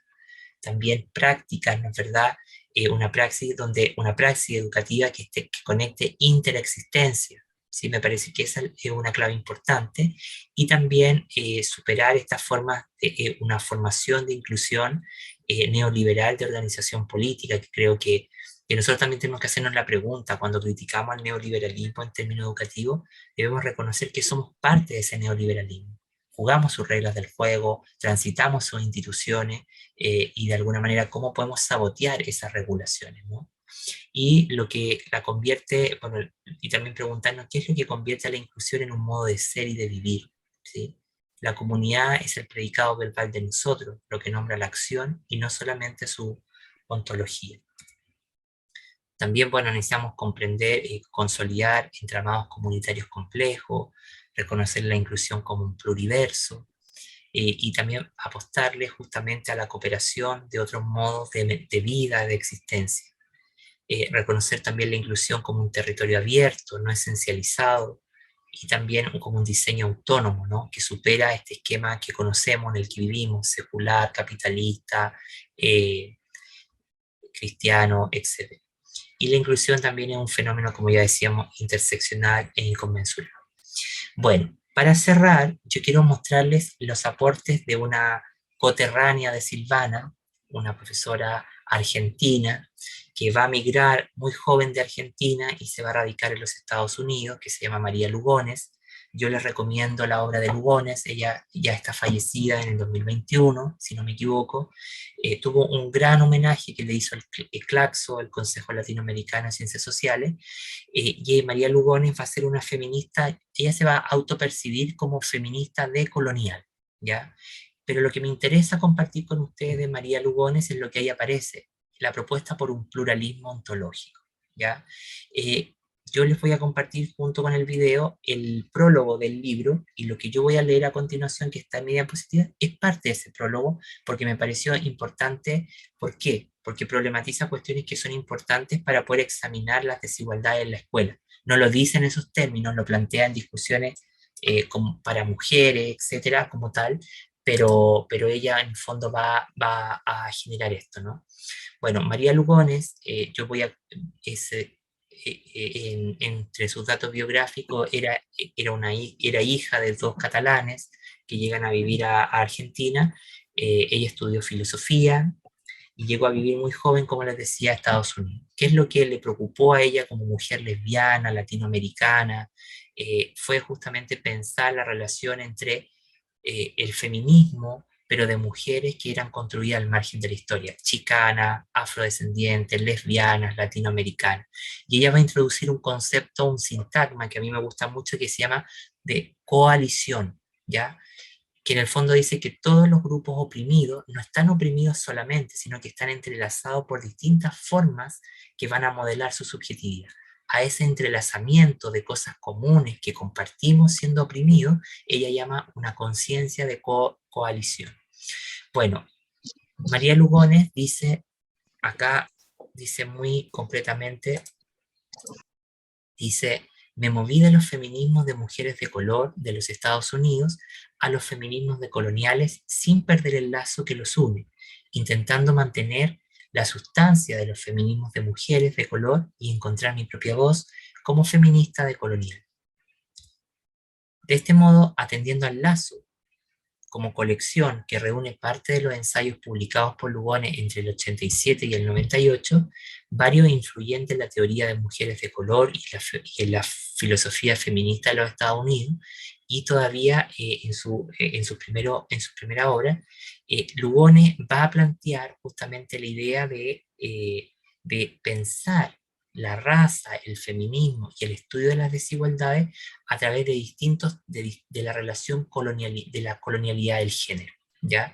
Y eso va a ser clave para fundamentar lo que va a ser su concepción de feminismo y en particular de pluralismo ontológico. María Lugones entonces tenía una idea y una experiencia clara de lo que era la traducción, que la traducción niega o posibilita. Es menester leer con esa idea a fondo el pensamiento de Lugones. Cuando traducir se apoya en encontrar equivalencias entre palabras y realidades, el resultado tiende a ser una generalización aplastante que le hace juego a la dominación. Contra ese sentido fragmentario su libro que yo se los recomiendo, Peregrinajes, ha sido traducido y llama a ser leído con un sentido renovado y complejo de traducción, que se apoya en encontrar conexiones mundanas, cotidianas y vividas para interpretar desde allí lo que se está leyendo y darle sentido a lo que llamamos subalterno, es decir, aquello que está en permanentes situaciones diferenciales de opresión. En segundo lugar, se puede encontrar en el pensamiento de Lugones una entrada en el pensamiento de las mujeres de color en los Estados Unidos, con un estilo pedagógico que en el fondo ayuda a conocerlo. El feminismo de color en Lugones propone y teoriza la coalición entre mujeres que viven en la intersección de opresiones de raza, género, sexualidad y clase en los Estados Unidos. Mujeres de color como Lugones, Audre Lorde, Gloria Anzaldúa, Patricia Hill Collins, Bell Hooks, Jackie Alexander, Cherry Moraga y Berenice Johnson, que son todas estas autoras, tienen un libro maravilloso que se llama Otras Inapropiables, que si quieren lo pueden googlear, que va a estar disponible, Otras Inapropiables. Y bueno, y si alguien no lo pilla, me manda un correíto y me lo pide, ¿ya? Todo esto va justamente a develar bajo la idea de la conciencia de coalición que hay una simultaneidad que cruza los grupos oprimidos ya a partir de opresiones que enfatizan en la subjetividad. Sí, no te preocupes, Andrés, que va justamente a puntualizar justamente en lo que se llama en los lazos sociales y en las normas que las regulan, con una metodología que privilegia justamente la experiencia vivida. Pero lo que plantean no es la descripción presentista individual guiada por el autoanálisis de la experiencia, sino que acceden al propio cuerpo y a las relaciones y a las realidades múltiples en la que la mujer de color es reducida pero también creativa y resistente. Aquí hay un rechazo a hablar solamente desde la opresión y a habitar solamente un sentido oprimido individual del ser. En este sentido, hay un énfasis histórico que se presta a la colonialidad como un proceso de subjetivación, la inferiorización de la mujer racializada o la inferiorización de múltiples formas existenciales, pero que también hace foco en las prácticas y en las respuestas que no están contenidas o explicadas por la propia opresión o las estructuras opresivas, es decir, que exceden la opresión. Un ejemplo de este rechazo es clave en el pensamiento de Lugones cuando ella dice, cuando ella rechaza el sentido unidireccional del ser bajo opresión. En el pensamiento y en la práctica de Lugones ella dice, nunca dice soy oprimida, sino que constantemente dice estoy siendo oprimida y a la vez estoy resistiendo. Y este par dialéctico me parece importante poder analizar, porque siempre nos centramos en que los grupos están siendo oprimidos, pero poco estudiamos las formas de resistencia que dentro de esa propia opresión van desarrollando los grupos. Y ahí hay una respuesta creativa para justamente decir de qué estamos excluidos o de quién. Entonces aquí la pregunta es buscar la posibilidad de exceso en la respuesta del sujeto que está siendo oprimido o que está siendo castrado, ¿no? Bueno, yo voy a saltarme algunas y vamos a decir entonces que María Lugones nunca da por sentado que la coalición, este entrelazamiento de distintas formas de opresión, ¿ya?, llevan a la comunidad o solidaridad feminista, sean algo dado que se pueda presuponer, ya sea por lazos de sangre o de tradición o cuestiones legales, o siquiera pueda compartir intereses o un sentido de identidad. Ella enseña en su estilo de educadora popular que los obstáculos que bloquean y las sendas que pueden abrir las posibilidades de una compañía resistente y lideradora van a habitar en el registro de lo que ella llama decolonialidad. Hablar cara a cara, viajar al mundo de los otros, saltar el cerco, andar por ahí, pichar, dice, arriesgar con alegría lúdica, el sentido de la arrogancia, son algunas de las prácticas táctico-estratégicas para ver profundamente en lo social y construir una coalición profunda. Esto implica que hay la necesidad de tejer una red metodológica que crea un sentido de lo político, de la praxis política, como un espacio con una profunda metamorfosis y de un rehacerse permanentemente en contra a la trama que nos regula y que nos fragmenta socialmente. Ella dice entonces que hay una transformación personal y social que es epistémica, pero también ontológica, y que por tanto nuestra complicidad con muchas caras de la opresión cómo van a tomar estos exámenes de legitimidad o los exámenes multicategoriales. Bueno, yo quería compartirles esto de Lugones porque me parece importante dos cosas de lo que yo estaba señalando. En primer lugar, que la categoría de coalición permite reconocer cómo distintos grupos en sus trayectorias educativas están cruzados por las desigualdades, por las opresiones. Y eso es clave para examinar los proyectos educativos, hacer una especie del mapa biográfico de las desigualdades que cruzan mi comunidad educativa.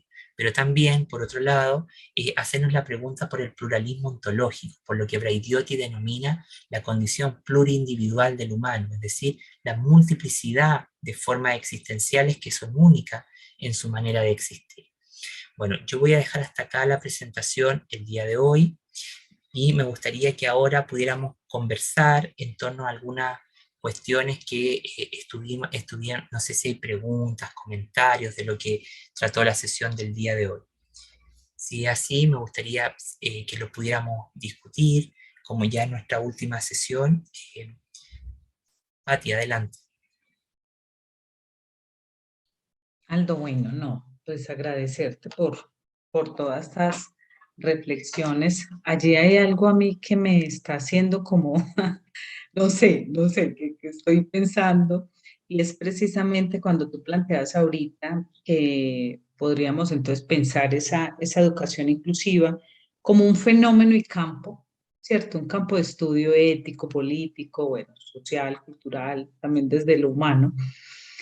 Y yo me pregunto, ¿cierto? Si podríamos estar hablando entonces también de esa educación inclusiva como una filosofía de vida, ¿cierto? No sé, como porque precisamente cuando hablamos de esa filosofía tiene que ver con todos esos principios y esos valores que van permeando todo ese proceso formativo, ¿cierto? Y que se articula también con los principios y los fines de la educación, desde el derecho de lo humano, desde los mismos valores, ¿cierto? ¿Podríamos pensarlo así? ¿Estaríamos hablando en ese mismo sentido? Como ese campo de estudio, para no dejarlo solo como un campo de estudio que está analizando desde todas estas perspectivas, sino que es algo que está allí, que es intrínseco y que permea por sí esos procesos formativos. No sé, ahí estoy como un poco mirando todo eso, no sé qué piensen. Si Bueno, estoy mal o bueno, no sé. no, no estás mal ni nada, solamente decir que la inclusión, cuando la definimos como un fenómeno relacional, entra en eso, en esa contingencia de la propia vida, ¿no? Y tiene una cosa importante que es pensar la propia vida como tal. Esto redefine la paternidad, la maternidad, la afectividad, ¿no? Tiene como, esa es la tarea poscrítica de la educación.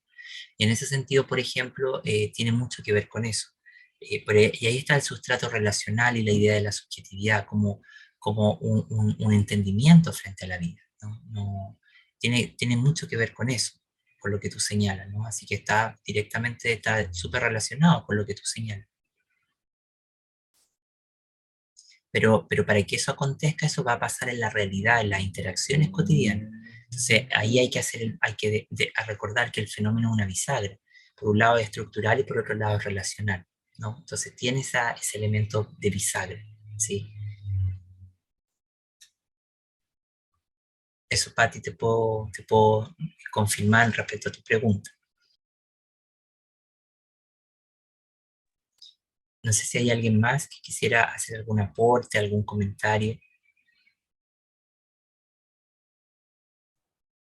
Adelante. Bueno, yo quisiera también agradecer por esta grandiosa oportunidad. De verdad que son muchas reflexiones las que quedan, muchos pensamientos por allí moviéndose en la cabeza. Creo que tal vez la educación inclusiva es como eso que hace falta para que realmente esa educación tradicional se transforme, porque es que no estamos hablando solo de, de un proyecto educativo, sino de un proyecto político en resistencia, de cambio ético, de poder disminuir desigualdades sociales. Entonces creo que tal vez la educación inclusiva es el camino para que la escuela tal vez llegue a ese ideal de transformación que muchos soñamos y que a veces las estructuras tan normativas y tan rígidas no lo ha permitido. Podría ser este el camino y qué rico y celebro estos espacios y podernos encontrar desde distintas orillas para seguirlo tejiendo, porque este es un entramado infinito que se empieza a tejer y no, me llevo muchos interrogantes, muchas reflexiones para seguir alimentando y para seguir cuestionando y interpelándonos cada uno, creo que en el lugar situado en el que nos enunciamos y en el que estamos. Me alegro mucho, Luz, que así sea, y esa era la idea de este espacio cuando lo pensamos, ¿no? Más que dar respuesta eh, fija, normativa, que la pregunta salte y que la pregunta es la que pueda responder, ¿no? Como casi en una respuesta provisional, ¿no? Que en el fondo el fenómeno educativo es provisional, pues siempre está ahí mutando, así que bien, Luz, que así sea. Margarita, vamos contigo y luego con Itzel. No, profe, pues sí, como agradecer mucho este espacio, eh, fue pues maravilloso realmente, o sea, poder, digamos, escuchar diferentes visiones, teniendo personas diferentes invitadas pues en cada una de las sesiones, es también muy, pues valoro mucho como esa metodología. Yo venía o he tomado pues cursos muy pocos realmente en este tema, eh, muy corticos o sesiones o charlas, en fin, pero que no alcanzan pues como el nivel de profundización que se alcanzó en este curso. Poder también escuchar, digamos, experiencias de personas que viven en otros países retroalimentó bastante. Entonces, me parece como muy buena esa metodología. Compartir el material para uno volver a ver los videos cuantas veces quiera. También, pues lo valoro mucho como desde el punto de vista de la conducción del curso.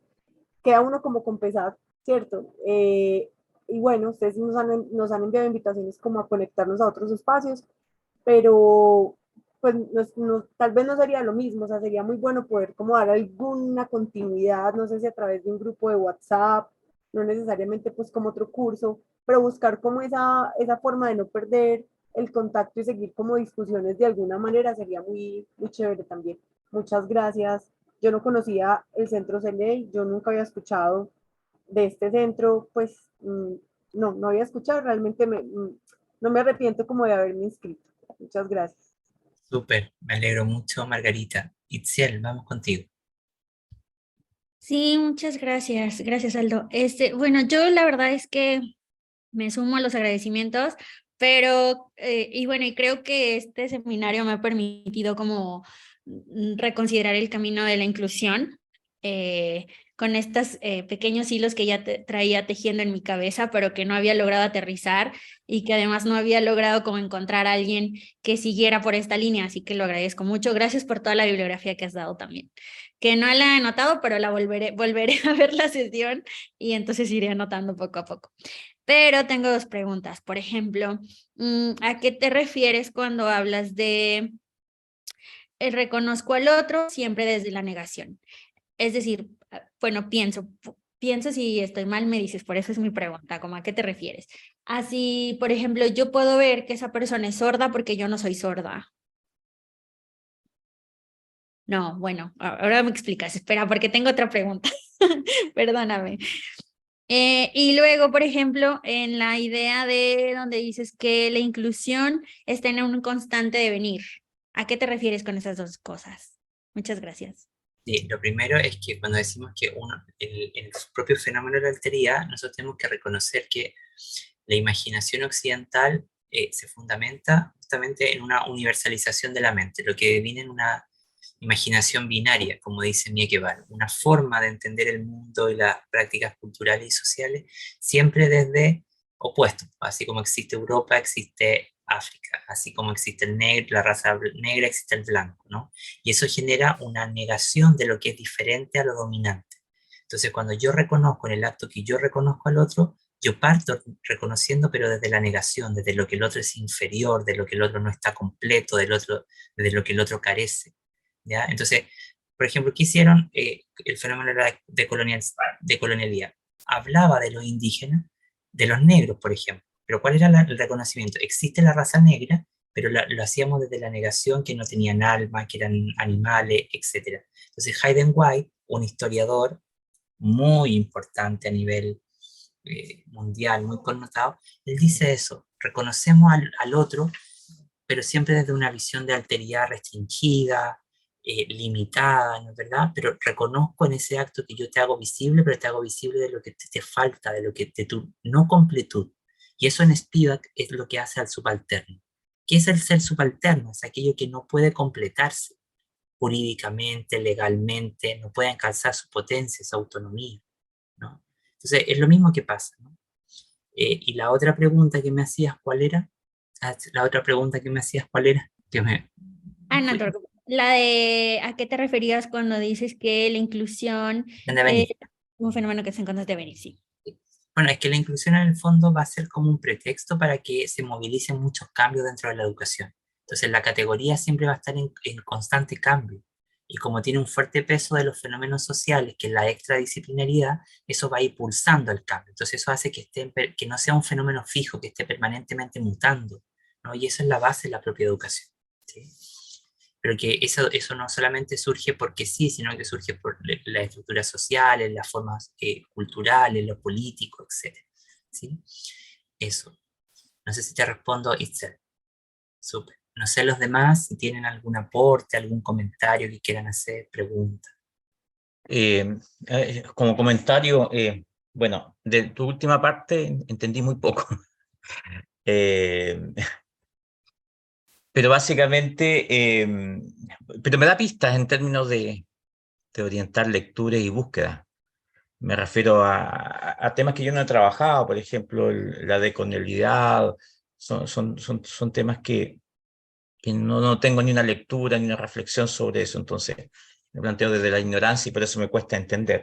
Pero sí me dio mucho sentido lo que tú afirmas respecto a entender la desigualdad como algo que es móvil y relacional en términos de una permanente contextualización y tal vez y de un proceso dinámico, y que hoy día yo me puedo estar en una posición y mañana puedo estar en otra, y eso me pone probablemente sufriendo yo mismo, sintiéndome distinto, excluido, y mañana yo puedo ser un exclusor, y en esa dinámica, y a lo mejor mucho más compleja, efectivamente, que también lo entendí, la idea de esta comprensión del mundo polar, ¿no? De los tiempos de quién, de Platón, Aristóteles, no sé, por ahí, de los griegos, ¿no? De esta comprensión, o es blanco, es negro, o me voy al cielo o me voy al infierno, en fin.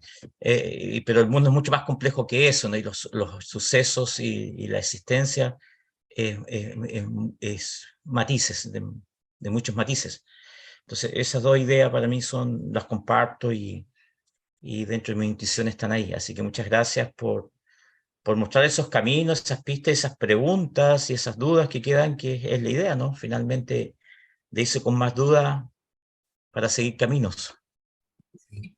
José Miguel, mira, cuando tenga un tiempo, mándame un correo y me dice, Aldo, acuérdate del libro que me ofreciste, porque si quieres estudiar la decolonialidad, yo siempre fui escéptico de acercarme a la decolonialidad porque, en términos estrictos, la decolonialidad consigue lo mismo que la deconstrucción, una visión eurocéntrica, europea y otra latinoamericana.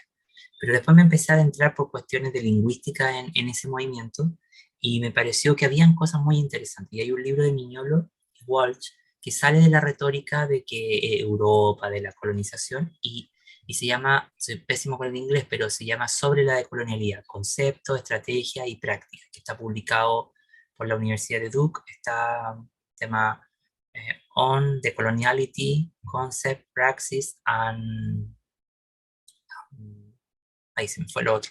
Pero en el fondo lo que hace, en el fondo un libro que está completo, está en inglés, pero lo bueno es que uno lo puede copiar y lo pone en cualquier traductor y hacer. Entonces es un libro que a mí me gusta mucho porque, que lo he citado harto, porque da una mirada compleja a la descolonización. No cae en el debate de que porque tampoco podemos cambiar, decolonizar todo, eso es una ficción, ¿no? Pero lo importante de la decolonialidad es entender cómo Y tampoco la decolonización es volver al misticismo indigenista, eso también es un error, sino que descolonizar es ser consciente cómo el conector mundial llamado colonialidad sigue operando en los sistemas educativos, en las prácticas culturales y nos condiciona, ¿no? Entonces tiene esa complejidad. Entonces, mándame un correo para compartirte ese libro si te interesa, ¿ya? Ok, sí, gracias. Elizabeth, adelante. Muchas gracias. Bueno, yo les quiero agradecer por esta oportunidad de estar en este seminario, porque pues me vino a reafirmar muchas cosas que he tenido en mente desde hace mucho tiempo y en ocasiones cuando las comento, tanto con autoridades educativas o personas de otras organizaciones, como que me ven así raro, ¿no? Porque yo siempre les he dicho, es que tenemos que hablar de educación. ¿Por qué hablar de educación inclusiva, educación especial, si nuestros chicos lo que requieren es tener acceso a la educación como cualquier otro chico, ¿no? Y muchas cuestiones, muchas conceptualizaciones, esto que acabas de aclarar, por ejemplo, de la decolonialidad, para mí es muy importante, ¿no? Porque luego pues me hago muchos embrollos en mi cabeza, ¿no? Cuando quiero ponerlo en palabras, lo escucho de ti, lo escucho a los ponentes, me queda clarísimo, ¿no? Pero ya después cuando lo quiero poner en palabras, ya no, porque no tengo tanta claridad como la que ustedes tienen para transmitir todas estas concepciones, ¿no? De lo que es lo político, de lo que es la política, pero a final de cuentas, yo lo que veo que es muy importante, más que nada, lograr el acceso a la educación para todos, ¿no? Para todos, lo que decía una compañera que decía, ¿cómo es posible que le estén exigiendo a su hijo que lea como cualquier otro niño? ¿No? Si quizá lo que él lee son imágenes y es una forma de lectura, ¿no? Y es válida, ¿no? Porque yo es lo que les digo a los alumnos, ¿no? Tienes que buscar las formas en que los niños lean y no todos somos iguales, todos somos diferentes y tenemos concepciones diferentes. Entonces, para mí ha sido muy enriquecedor el estar con todos ustedes, el escucharlos. A ti, Aldo, un abrazo muy fuerte otra vez con todo mi corazón. Y muchas gracias, ¿no? Muchas gracias por esta oportunidad de estar aquí. No, muchas gracias a ustedes por haber tomado este espacio que construimos y, Pati, cerramos contigo. Sí, Aldo, no, yo solo quería agradecer, ya es como el espacio, porque sé que es el último, y ojalá no sea el último, ¿cierto? Por agradecerle a ti, obviamente en cabeza tuya y al CELEI, por pensar en generar estos espacios de reflexión, de pensarnos colectivamente, ¿cierto? Espacios que nos permiten seguir avanzando y de verdad pensarnos en una educación cumpla con ese propósito de una educación para todos, de estar desaprendiendo y ratificando muchas otras cosas. Yo creo que personas como tú, ¿cierto? Esos profes, esos profesionales que aunque están en ese nivel superior de la educación superior, pues también piensan un poco en vincular a otros, ¿cierto? Que estamos allí transitando también en ese proceso y que necesitamos también de estas luces, de ratificar algunas cosas, pero de desaprender otras y aprender otras nuevas. Entonces, mil y mil gracias por todo eso. Ojalá que podamos seguir construyendo y tejiendo juntos en otros escenarios. Entonces, un abrazo gigante.